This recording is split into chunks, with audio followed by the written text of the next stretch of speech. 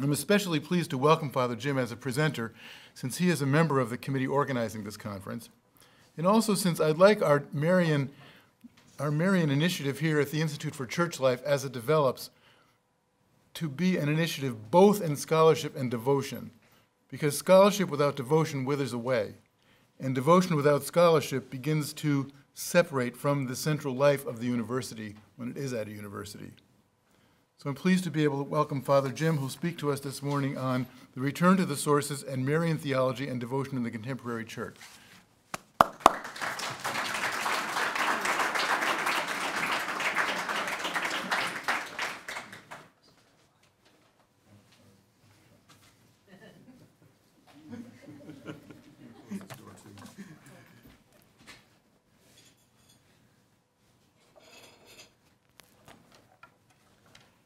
Good morning.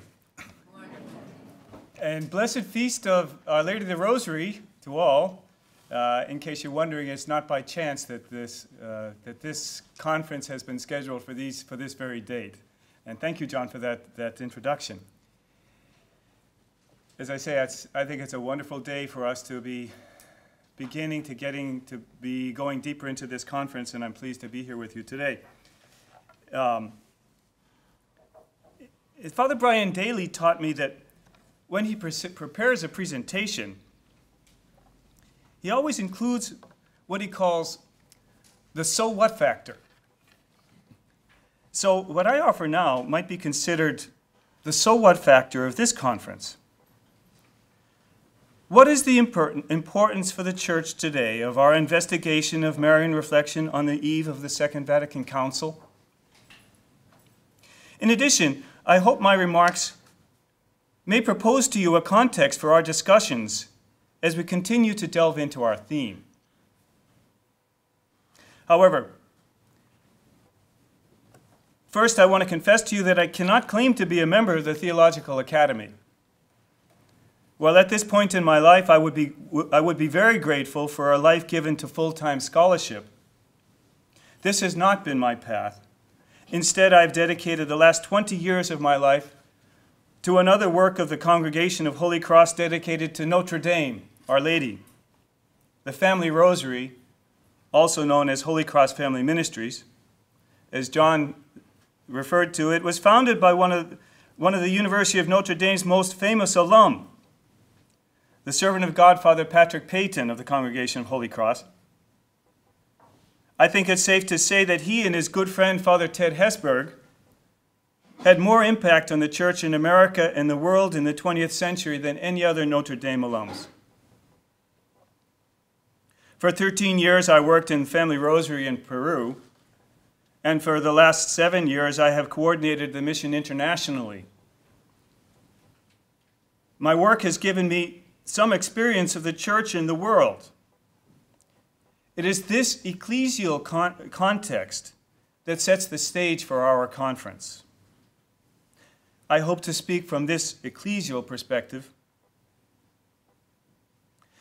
The very work of the theologians we look at these days reminded the Church that the very nature of mariological reflection requires an ecclesial context. At the same time, the specific topic we examine these days requires us to take the incarnational aspect of mariology seriously as well, as we situate ourselves in the Church here and now in the world in which we live. I myself was born into this Church on the eve of the Second Vatican Council in 1951. I, like many others in this room, have shared in the vicissitudes and the renewal of the Church over the last 50 years. Trying to learn from experience, the Catholic Church in 2013 must pay attention to several events that motivate our conversations these days at Our Lady's University. Specifically, the year of faith that the Church marks now, and the Synod on New Evangelization, which began it, are a backdrop of this conference, together with the ongoing issue itself of what has come to be called the new evangelization. Commemorating the 50th anniversary of the opening of the Second Vatican Council, Pope Benedict retraced the steps of Blessed John the 23rd, who visited the shrine of Our Lady of Loreto, so that he too could return to the house of Mary and place in her hands the Synod and the Year of Faith. Are we to look upon this gesture simply as something quaintly pious, along with the directive of the Year of Faith published by the Congregation for the Doctrine of the Faith that placed Marian devotion as its top priority? The CDF text states, every initiative that helps the faithful to recognize the special role of Mary in the mystery of salvation, to love her and follow her as a model of faith and virtue, is to be encouraged. When Benedict called all to pray the Rosary frequently during the Year of Faith, are we to hear this as something that, of course, popes do routinely? Or might there be something both more subtle and deeper at play? Might Pope Benedict, and now Pope Francis, through a variety of his own gestures and words during his young pontificate, be calling the Church, including the Theological Academy, to pay attention to something? I would like to share some observations. They may seem to be random, but from my experience, I suggest they are representative. My work took me to Monterrey, Mexico, this past Holy Week. The local customs that make the image of Mary a constant presence in street processions and all the celebrations during Holy Week were personally very helpful to me in my own contemplation of the Paschal Mystery, calling me to open the eyes of my soul to the crucial importance of the participation of Mary and therefore of the whole Church and of each of the faithful in the work of salvation. Yet as I discussed this with a young Mexican confrere, he said that neither he nor most Mexican priests preach much about the Mother of God because they have never studied much about her. Soon thereafter, my work took me to Brazil. Once again, I was impressed as I encountered and heard numerous testimonies of huge manifestations of devotion to the Blessed Virgin Mary. In the city of Belém and several other places in the country, there are processions and Marian celebrations that attract literally millions of devotees each year. On any typical weekend, 100,000 pilgrims visit the national shrine of Our Lady, Nossa Senhora da Aparecida, not far from São Paulo. Many of whom travel all night by bus, great distances to do so. I've discussed with Brazilian confreres what people understand about Mary during these processions. Their consensus is that they know she is the Mother of God and she helps them. But the challenge is to link this faith with lived discipleship. Further, there are often questions of syncretism with various sorts of spiritism. However, once again, I learned that very rarely priests and religious preach about her. I heard once again that they do not do so because they have never studied much about her. In spite of these huge demonstrations of popular Catholic faith, the religious geography of Brazil is very complex, and the need of a new evangelization is becoming more and more real. It would seem fairly obvious that this great popular devotion to the Blessed Virgin Mary would be a powerful source of energy for this new evangelization, yet I have come to understand that this energy is relatively untapped. For example, as I studied the strategic plan for the new evangelization of one diocese in the state of Pernambuco, where the Congregation of Holy Cross works, there was not one mention of Mary. talk of great displays of popular Marian devotion may seem far away from the experience of the United States. They may seem interesting as an object of sociological, anthropological study, but not having much to do with the religious experience here. However, many of us in this room are old enough to remember Catholic life in America in the 1950s, when the May procession down the main street of any time was one of the big events of the parish, big events of the year in any parish. Practices of what could be called popular Marian devotion were a part of the daily fare of life of the great majority of American Catholics. The rich variety of devotions reflected the cultures of origin of those persons whose ancestors had relatively recently arrived here. The Blessed Virgin was a crucial part of a lively devotional life throughout all the Catholic world. This was not something new. Indeed, we can establish that Marian devotion was robust in the Church, at least by the 5th century. I would propose that this began in the Apostolic Church itself, but there is no way that either to prove or to disprove this because of inadequate documentation.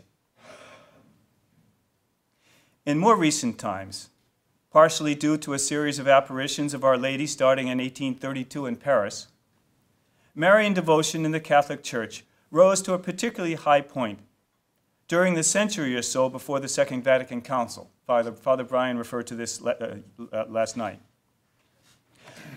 Cardinal Sunans, one of the great figures of the Council, said the Church was living in an age of Mary. This great devotion to Our Lady throughout all of Christian history has not been, however, some popular religiosity disjointed from, quote, the real Christianity. It has always gone hand in hand with serious theological reflection about Our Lady, as the Marian element of Christian theology has especially developed together with deeper reflection on the nature of Christ, the Church, salvation, conversion, and the living of the Christian life. Mary's title of Defender Against All Heresy has indeed proved valid as one observes that ignorance or denial of the importance of the Marian dimension generally intersects with weak or imbalanced theological positions of various sorts. Henri de Lubac ironically agrees with what he sees as the astute perception of Karl Barth, again something that Father Brian alluded to last night, that Marian doctrine is the Marian doctrine is the central doctrine, or in Barth's term, the central heresy of Catholicism. It is not central in the sense of the most basic, but rather in being crucial for understanding Catholicism. Marian doctrine is the principle and prototype, as de Lubac states, of man cooperating with grace and the principle and prototype of the Church. Marian devotion and theology have been intrinsic parts of Catholicism since its origins. This conference, I believe, will reveal that Christian faith is imprinted with a Marian seal. However, something happened in the 60s. The late 60s, after the Second Vatican Council, which has often been called a collapse of mariology, that led to a steep decline of Marian devotion, particularly in the United States, Canada, and Europe, but also affecting the whole Catholic world. Many churches in America were all but stripped of Marian imagery. New church construction since then, in the name of being Christocentric and liturgically correct, has practically ignored Marian elements. I have heard of numerous occasions of priests from the pulpit telling people in the 60s and the 70s not to pray the rosary, even to the point of breaking rosaries during homily from the pulpit. Should it be a surprise that Marian devotion among Catholics in America and Europe is now generally weak? No formal and extensive studies have yet been made of Marian devotion in America. I believe this would be an important undertaking. However, through my own observations and conversations, I propose that there has been a de facto decline of Marian devotion that is also de facto correlative with a general decline in daily devotion and prayer in general on the part of Catholics over the last 50 years. The Rosary and Marian devotion did help to offer a structure of daily devotion. Still, Catholics have some intuitive sense that Mary is somehow important to their faith.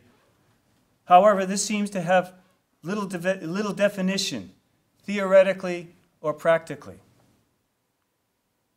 Universally, with perhaps an occasional exception in the Philippines, I hear from people that they almost never hear a homily about the Blessed Virgin or one in which the Marian dimensions are interwoven in a serious way. This seems to be true even in Marian pilgrimage places. I myself have visited Lourdes 7 times in the last 7 years. I have participated in at least 24 Eucharistic celebrations there, and with the exception of several Masses celebrated during a PAMI, Pontifical Mariological Association Congress there in 2008, I have never heard a Marian homily. What of this great Marian silence? Yet Marian devotion, though weakened, is still very much alive and now recovering in church life from the post-Vatican II decline. While it was weakened in Catholic areas of the developing world, specifically in Latin America and Asia, it retained healthy roots and is growing. In the U.S., one also sees this recovery. Here on this campus, I have heard numerous comments that the grotto of Our Lady of Lourdes is at the center of the life of faith of Notre Dame. Yet without proper shepherding, for example, if people never hear decent Marian preaching or teaching because priests, theologians, and catechists are unprepared to guide, should it be surprising that this Marian energy takes some sort of ultra-traditionalist direction, as at times it seems to do? Nevertheless, shouldn't it be obvious that Marian devotion ought to be a great resource for evangelization today, especially for the new evangelization? I make this proposal with no apology for my ever-deepening conviction that is both personal and also the experience of the Church through the ages, that the Blessed Virgin always has been and should be now the Mother of the Church and the star of evangelization, as Paul VI called her. Such a proposition needs to be supported theologically. It needs to be rooted in the theological vision and foundation of the Christian faith of the Church. Indeed, it has been supported through different expressions at different times of the life of the Church. How is it to be expressed for today? It may be surprising to some, even to some members of the Theological Academy, that the theologians whose work we come to consider in this conference paid specific attention to the Blessed Virgin Mary in such a way as to offer us expressions for theological reflection in which the Mother of God plays an intrinsic, even essential part. In so doing, they have already set the directions for the renewal of the Marian dimension of theology and devotion as well, that is much needed today. Church magisterium has repeatedly endorsed the appropriateness of these directions, particularly for today and specifically for the task of evangelization. Chenou, Danielou, Congar, de Lubac, Skillebeck, both Karl and Hugo Rahner, von Balthasar, Guardini, Boyer, Sunens, Zemerolf, the young Joseph Ratzinger, and others. These are names that stand out among the great theologians of the 20th century. They were among the guiding lights for the Second Vatican Council. All of them left significant writings about the Mother of God. In some cases, the number of pages among the corpus of their life's works may be relatively small, Yet in all cases, their contributions continue to articulate the ancient awareness of Orthodox Catholic theology of Mary's pervasive presence. Each, from his theological posture, locates Mary at the heart of the Christian mystery. While the contribution of many of these theologians to contemporary theology in general and to the Second Vatican Council is widely recognized, their contributions to Marian reflection and to the importance of Mary in the Council are largely forgotten. It is to this we return in these days, convinced that it is of great benefit to the Church now. Pope Benedict called the Church to celebrate this current year as the Year of Faith. As part of that Year of Faith, the Institute for Church Life offers this Marian Conference. As one studies Porta Fidei, the text announcing the Year of Faith, one comes to understand that the Year of Faith is really a preparation of church communities for a greater task, what is called new evangelization. To what does new evangelization really refer?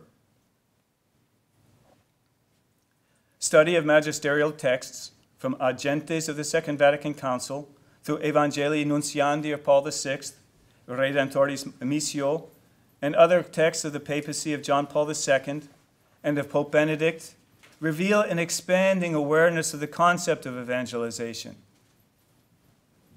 From what was once exclusively understood as preaching the gospel, quote, ad gentes, to peoples who have not yet known Christ, evangelization today, specifically what is called new evangelization, needs to address the proclamation of the gospel in areas that once were largely Christian, but now are increasingly are not. Pope Benedict states, without doubt, a mending of the Christian fabric of society is urgently needed in all parts of the world. But for this to come about, what is needed is first to remake the Christian fabric of the ecclesial community itself present in these countries and nations. The Year of Faith is really initiating the new evangelization, starting with local Christian communities themselves. It is noteworthy that for the Year of Faith, Pope Benedict stresses the importance of a return to study the documents of the Second Vatican Council. He proposed the continuing relevance of the vision of the Second Vatican Council for facing the challenges to faith and to the Church today. Of course, in any age, it is the gospel itself which shapes our response to the world. But that response must be re-articulated for each generation. As it was the vision and the methodology of the theologians that we study these days that shaped the vision and the methodology of the Council, we can conclude that the study of their articulation for the gospel, can help the Church now in a significant way. This is specifically the case as we consider the Blessed Virgin, whose importance for the new evangelization both Pope Benedict and Pope Francis have emphasized in no uncertain terms. But what of the collapse of Mariology after the Second Vatican Council? Might it have been a fruit, or perhaps what some might prefer to call a sterility of the Second Vatican Council? I join my voice to those of the Pope since the Council with a resounding no. The Council intended a renewal of Marian devotion, a fruit of the Council that remains to be born, and I propose that the documents of the Council make that quite clear. However, the evolution of its Marian document was one of the most controversial aspects of the Council. Father Brian referred to this, spoke about this last night. Excuse me if I'll be reviewing a little bit of what he said last night, but I know there's some who were not here last night, and I think this is an important enough point to return to.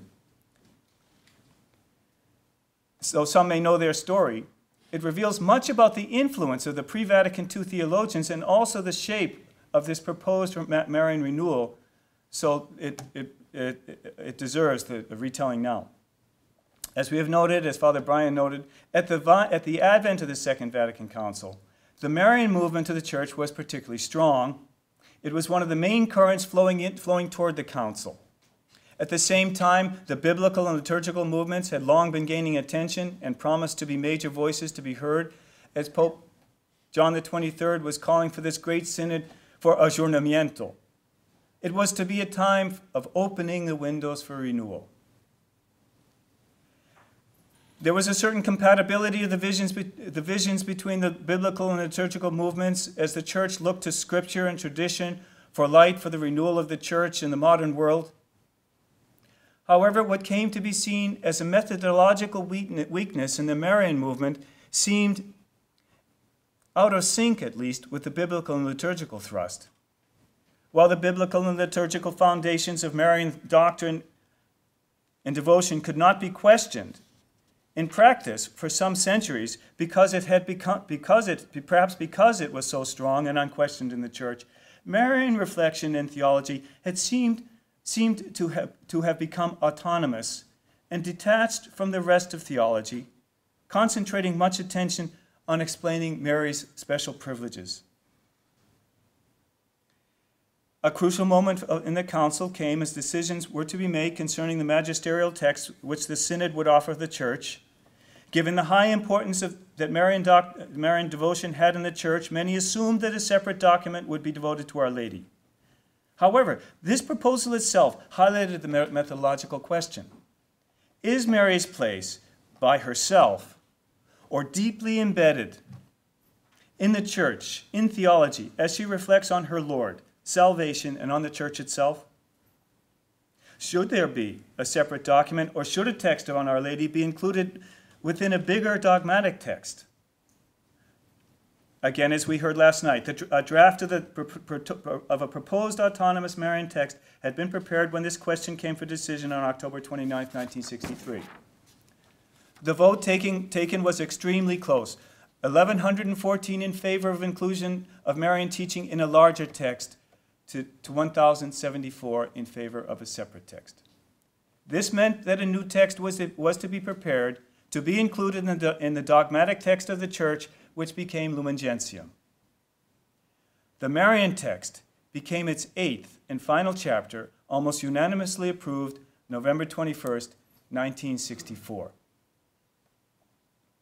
This interesting turn of events is fairly well known and has been commented on by many, particularly by Joseph Ratzinger in a text published in German in 1980, available in Chapter 2 of Mary, the Church at the Source, published in 2005 by Ignatius Press.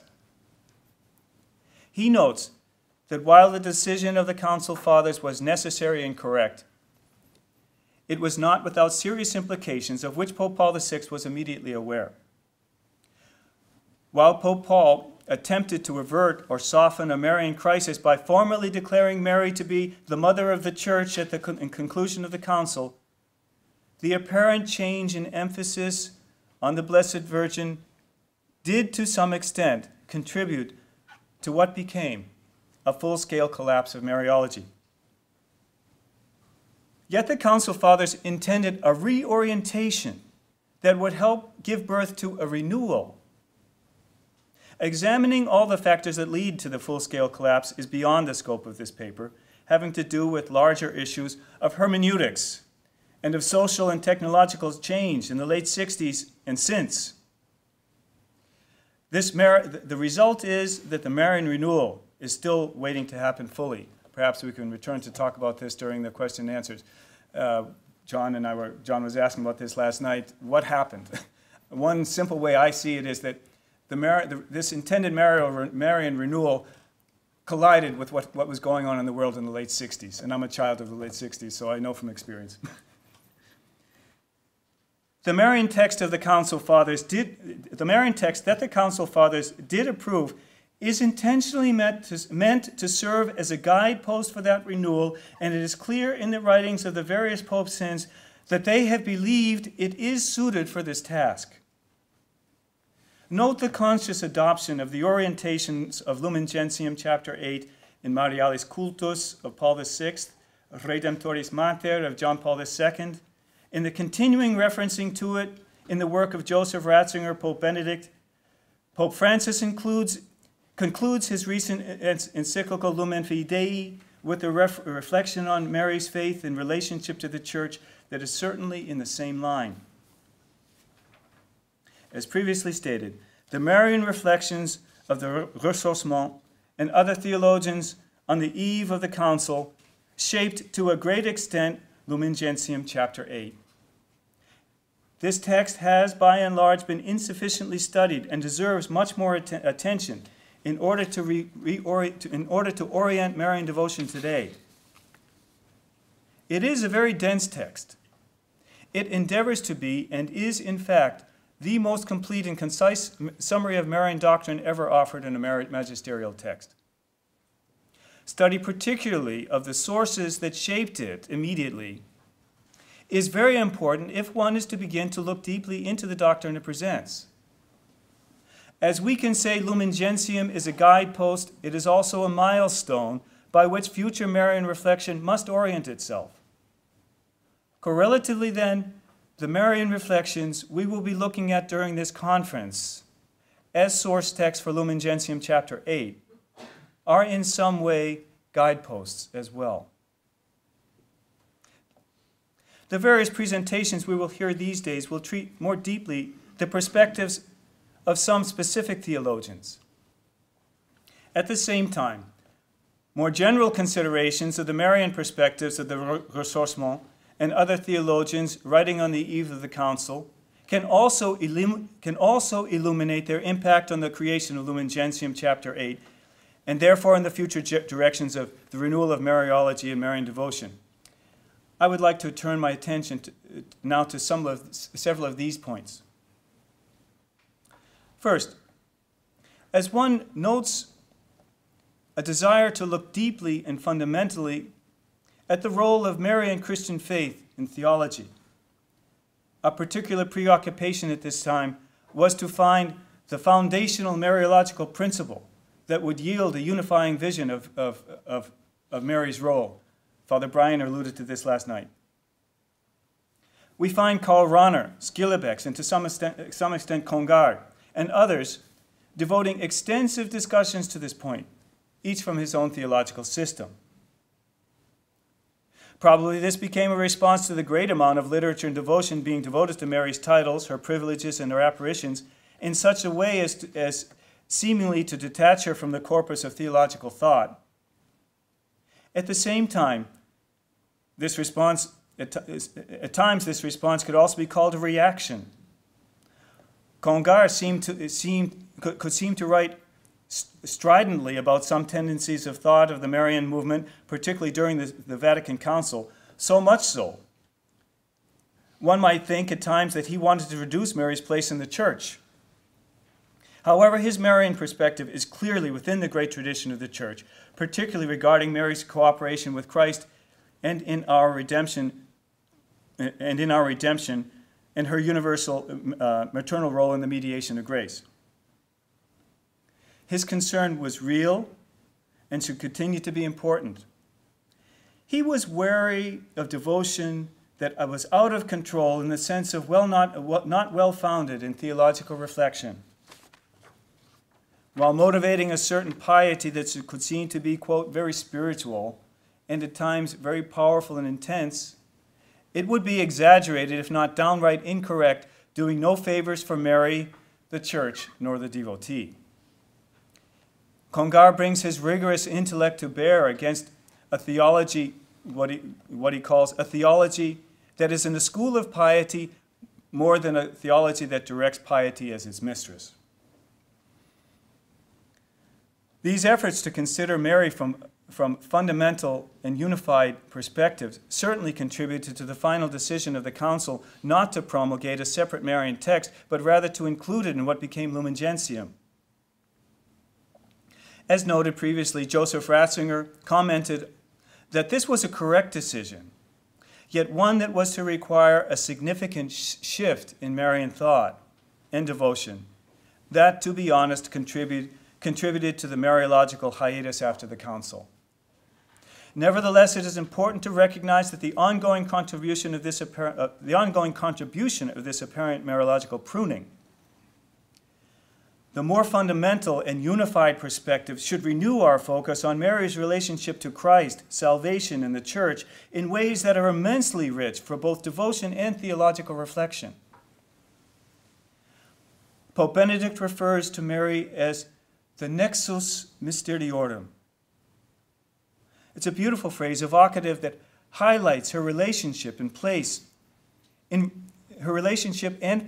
various theological and other intellectual disciplines, while she draws us into contemplation of the great Christian mysteries as daughter of Zion, the woman of faith, and the mother of God and of the Church. Complementary to this more fundamental and unified perspective has been the ressourcement methodology, the return to the sources, that became so important and at times controversial in the decades preceding the Council. It then became a fundamental methodology of the Council itself, calling the whole Church to return to the sources, to Scripture, tradition, and magisterium, to inform our proclamation of the gospel for the world of today. Applying this methodology to the field of mariology, which had seemed to play by its own rules, was an aspect of the shift of the Council Fathers that the Council Fathers implemented that has not been easy. Yet this was not simply bringing mariology in line with other disciplines. Rather, it has opened fresh pathways for both devotion and study. The previously dominant neo-scholastic theology that had become a dry well, and the devotional theology common in the Marian movements that could be faulty, as Congar was insisted to point out. As Congar, de Lubac, and others had returned to the biblical and patristic sources in the decades before the Council, their studies seemed to reveal lost Marian treasure, like rediscovering who this person is that we love so much. Properly understood, this should not have undermined well-founded beliefs of centuries. Rather, it can richly complement and give new meaning to our great reverence for the Immaculate Queen of Heaven, as Lumen Gentium chapter 8 makes quite clear. At the same time, the ressourcement methodology applied to mariology has to some extent already opened doors for ecumenical dialogue about what has been ostensibly a seriously dividing issue for centuries. Discussing Marian devotion from the perspectives of Scripture and patristic writings allows for a dialogue in which we are open to listening attentively to Protestant perspectives, yet we can be authentic in our commitment to something which we understood not to be at all an optional point in Christian belief. After 10 years of relative silence concerning Mary after the Council, years in which the intended Marian renewal had not at all begun, Paul VI published Marialis Cultus, a lucid return to Lumen Gentium chapter 8, and a synthesis of guidelines to be drawn from it for this Marian renewal. By calling for Marian reflection and devotion that is Christological, biblical, liturgical, and anthropologically sensitive, the Pope was offering orientations that continue to be thoroughly appropriate for today. In them, I hope the voices of the theologians whose work we are beginning to discuss can already be recognized. As I conclude my remarks, I would like to return our attention briefly to one Marian treasure which emerged on the eve of the Council, the archetypical relationship between Mary and the Church. Father Brian began to discuss this topic last night, to which we will return these days, certainly, as we should. Many theologians, among them Congar, de Lubac, Zemmeroth, Hugo Rahner, Schillebeeckx, and von Balthasar, reminded the Latin Church of something that had remained a much more vital awareness in the Oriental churches. that Mary is archetype and icon of the Church to the extent that their relationship is even an identification. Later, Joseph Ratzinger wrote that Mary is, quote, the personal concreteness, the, quote, personification of the Church. I am convinced that this perspective is of particular importance for today, complementing our understanding of Mary's maternal role in a profound way that resonates beautifully on doctrinal, moral, communal, liturgical, and mystical levels. However, this has not yet received the attention it deserves in the life of the Church. The Fathers of the Second Vatican Council also agree that this profound relationship between Mary and the Church is very important. Fully 3 paragraphs of chapter 8 of Lumen Gentium are dedicated to this topic, stressing that the Blessed Virgin Mary is the complete realization of all the Church is to be as the bride of Christ. The Council Fathers incorporated the patristic principle of a threefold relationship that de Lubac returned to the Church's memory. He said, whatever can be said of the Church universally can be said of the Virgin especially, and of each faithful soul particularly. Recovery of this principle becomes a powerful source for a rediscovery of what the Church is, that is, of who we are. While the Council decided not to promulgate a separate document about the Virgin Mary, an act which in itself would have stressed her importance, I propose that the significance of a different symbolic gesture should not escape us. Although Mary does not have, quote, her own text, she does occupy the final chapter of the fundamental dogmatic text of the Council. As in other Church documents, this final return to Our Lady is meant to stress her fundamental importance. As chapter 8 is something of the crowning jewel of Lumen Gentium, Mary is the crowning jewel of the Church. The theologians we study these days wanted the Church to understand this for today. They tried to help the Church renew her understanding that Our Lady is, as Pope Benedict calls her, the nexus mysteriorum. We will see that they believed this to be very important in those years on the eve of the Council. Let us try to understand them now. In the recent Civiltà Cattolica interview with Pope Francis that has drawn so much attention because of the Holy Father's fresh and forthright comments, as Father Brian closed his comments last night, I would like to return to this simple and profound reflection that he offered as he reflected on as he was reflecting on the Church and thinking with the Church. He says, "This is how it is with Mary. If you want to know who she is, you ask the theologians. If you want to know how to love her, you have to ask the people. In turn, Mary loved Jesus with the heart of the people. I believe that the Pope intended for us to appreciate a complementarity here on several levels. The relationship between theology and devotion, and the relationship between Mary and the Church.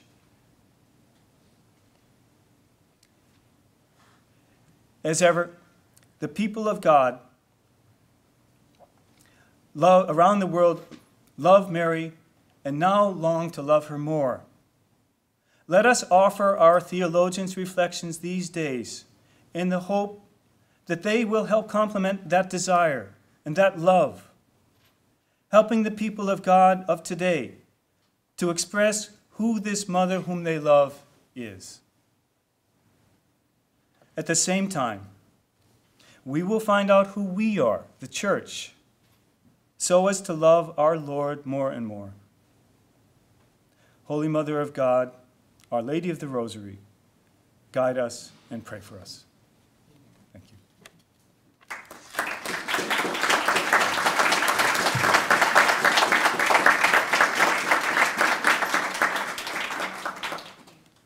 Thanks. We have time for one or two questions. I started late. That's my fault, not Father Jim's.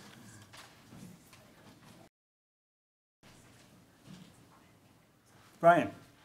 So I've sort of asked you this before, but we talked a little bit about sort of understanding Vatican II and understanding the debate surrounding that vote. And so Melissa Wilde, in her book on Vatican II, the sociological book, explores that in a full chapter where she calls it the closest fight of the council. And she talks about the way in which sort of the ecumenical push within Vatican II had led to de-emphasis of certain themes and a focus on other themes. And so within that sort of larger discussion, there's a discussion about compromise. But it's really interesting in talking with students and having them discuss it, the way that they understand compromise versus sort of my understanding of what that looked like in the council. And so I wondered if maybe you could talk about that and say something about that in terms of the way in which maybe we need to influence scholarship about it, that it, when scholars talk about the ecumenical focus and people reading that interpret that as sort of giving away the bank or compromising on principles rather than, because there's a way in which, what does compromise look like with the church? Because you're not talking about, well, 50 and 100, so we split it in the middle with 75. And so I actually was thinking that this is maybe a great opportunity to talk about the way in which, what does compromise look like in the church? And here's a great example of it. And yet, I think people misinterpret what that actually was and what it looked like. Or at least that's my understanding. Yeah, and I'd be happy to hear what other people's opinions are of this. It's a bigger issue than, 2 minutes. But again, I return to what I said in citing what Joseph Ratzinger said, that he believed it's a decision that needed to be made. I don't necessarily think it was simply some kind of like pressure from the ecumenical movement, and I think that's a little simplistic. There were some needs some things that needed to be addressed. Some things did need to kind of get a little reoriented. But if you study the text, and that's my point, let's look at the text and let's see what the text says. And the text is really powerful when you read it. So and my point is that they really did intend a Marian renewal, and that's what we need to get over what happened in the /60s and get over the hermeneutics of discontinuity that when I was in high school and college, we said half jest, whole truth. Don't trust anybody over 30s. There was this hermeneutic of discontinuity that got in there that really affected the way that this was implemented, and I suppose that has to do with this sense of compromise. But are there any other comments? I have one, and maybe I'll just let it be a comment, but if you'd like to respond. To me, it seems like what you're describing is some kind of dislocation in the rule lex orandi, lex credendi. That somehow there's been a sign of the times is that somehow these have come unstuck in different ways. So you're pointing out how the lex orandi in Latin America is so heavily Marian, but the lex credendi seems to have, or the theological side of it seems to have completely come unglued from it and doesn't, as you said, use it as the source. So that lex orandi is the form of lex credendi. And then in Europe and the United States, somehow, an odd way in which the theological part of it, lex credendi, has somehow suppressed, or anyway, I'm not speaking precisely. I'm just thinking that there's some kind of dislocation here that you're talking about that's worthy of a lot of theological attention, I think. Yeah. I don't think it's fair to blame Vatican II. Blame that I didn't blame it. No, you're not. Just going on with that. I think what you're saying something deeper that's talking about that. So, and it's not fair to, in light of what John is saying, it's not fair to blame Lumen Gentium chapter 2. Something went on. I think they're just what was going on in the world and the way that the implementation of that was carried out. Movements in the world since then. People also comment on the fact that. As the implementation of the Vatican II took the church in, kind of this hermeneutic of discontinuity. Then there was also attacks from the from without that, questioning, is God dead and things of that sort that really preoccupied theology at the end of the 60s and the early 70s. But I think what John, that's probably a good way of articulating this disconnect. And you talk about the lex orandi in Latin America, in the Philippines, and much of the developing world still, that was the way it was when I grew up. And it's very strange the way it happened so fast, and it's something that we really need to look at. Anyway, having hogged the end of the question period myself, apologies. Let's thank our speaker once again.